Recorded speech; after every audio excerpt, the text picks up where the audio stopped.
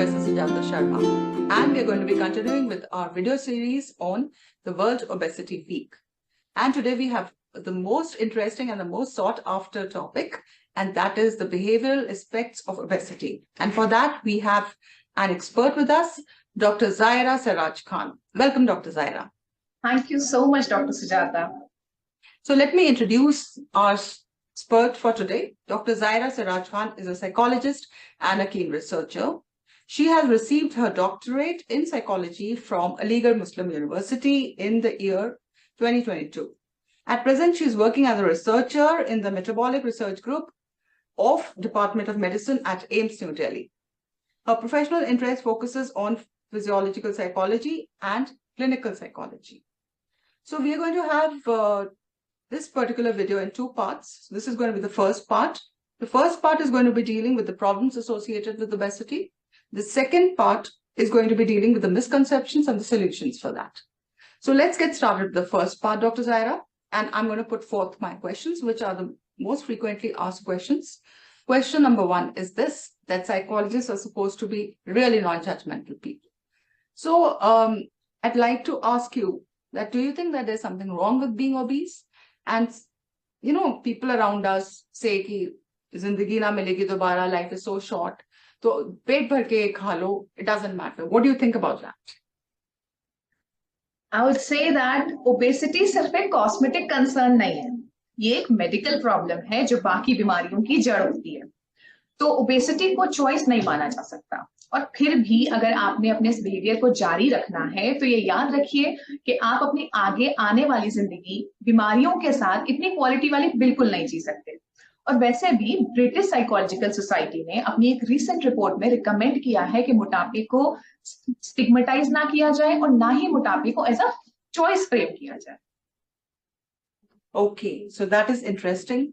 And Dr. Zaira, now the second question is कि पहले chicken आया या पहले egg आया? That means कि पहले does obesity affect behavior or does behavior affect obesity? Okay, so actually both are interconnected. Obesity एक multi-dimensional condition है जो बहुत सी बीमारियों से connected है और हमारा lifestyle obesity का एक बड़ा reason है. उसी तरह obesity बढ़ावा देता है psychological disturbances को. So it can be seen as a vicious cycle. Psychological disturbances से बहुत सी बीमारियां जन्म लेती हैं जो आपके लाइफ स्पैन को कम करती है, which is again related to increasing levels of obesity. जब हम अपने खान पान का और अपने फिजिकल एक्टिविटी का ध्यान नहीं रखते तो मोटापा तो बढ़ना है और फिर मोटे होने पर हम आलसी हो जाते हैं, थका हुआ महसूस करते हैं और ना ही एक्सरसाइज करने की हिम्मत रह जाती है. और फिर जन्म लेते हैं शारीरिक रोग जैसे हाई बीपी, शुगर, थायराइड, गठिया और मानसिक रोग जैसे low self esteem, depression, eating disorders etcetera. और ये WHO द्वारा प्रमाणित है. तो अभी आपने बोला ईटिंग डिसऑर्डर्स, तो मुझे लगा कि मैं आपसे थोड़ा और पूछूं ईटिंग डिसऑर्डर्स के बारे में. तो किस तरह के ईटिंग डिसऑर्डर्स या ईटिंग हैबिट्स होते हैं जो अफेक्ट करते हैं ओबेसिटी? Okay. देखिए, हम में से बहुत से लोग ऐसे हैं जिनकी परेशानी ये है कि वो खाना ना के बराबर खाते हैं फिर भी मोटे होते जाते हैं, जिसको हम सेल्फ स्टार्वेशन सिंड्रोम कह सकते हैं.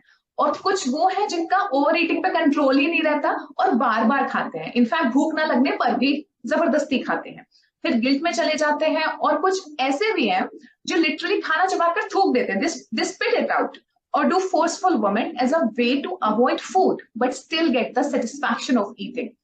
अच्छा, हम में से कितने हैं जिनको मिडनाइट स्नैकिंग करने की आदत है? ड्रीम जैसा लगता है ना, अपने कंफर्ट जोन में खाना when nobody is there to spy on you कि how much you are eating or what you are eating, isn't it? But it is a nightmare and you are actually developing night eating syndrome. चलिए अब बात करते हैं competitive eating. हम तीन लोग अगर पिज्जा ऑर्डर करें तो खाने से ज्यादा नजर रहती है फोर्थ स्लाइस ऑफ पिज्जा किसका होगा.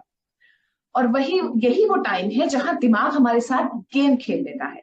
यहाँ माइंडफुल ऑफ पिज्जा स्लाइस नहीं बल्कि माइंडफुल ईटिंग की जरूरत है.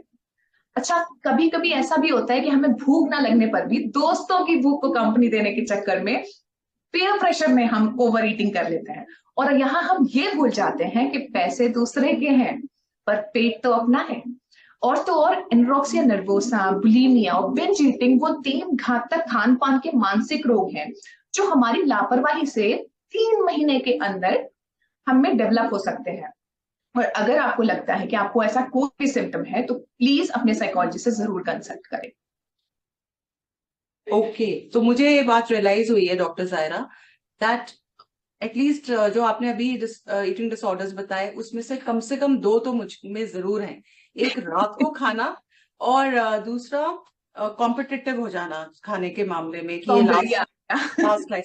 और एक तीसरी चीज है कि जब भी कोई अच्छी चीज होती है, कोई बर्थडे होता है या फिर कोई भी अचीवमेंट होता है, सक्सेस होता है, तो we always celebrate with eating only.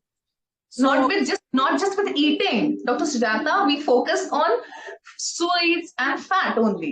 Fried food. कोई भी पार्टी बिना फ्राइड फूड के कैसे हो सकती है? और केक को तो काटना ही होता है, पिज्जा तो मंगाना ही होता है। Definitely. Yes. So now let's come to something which is a very sensitive topic, and that is the psychological dissatisfaction, जो एक हमारी साइकोलॉजी पे इफेक्ट होता है, हमारी साइक पे इफेक्ट होता है हमारी ओबेसिटी से, हमारी बॉडी का। तो प्लीज आप उसके बारे में कुछ बताएं। ओके, सो इस बात का जवाब मैं एक इंस्टेंस से देना चाहूंगी। कुछ महीने पहले एक 15-16 साल की बच्ची हिम्मत करके मुझसे मिलने आई। I saw that she was distressed. She said, ma'am मुझ में कुछ चेंजेस आए हैं। ऐसा सब लोग कहते हैं। मैं पहले सोशली एक्टिव थी, अब लोगों से मिलने से मुझे बहुत घबराहट होती है।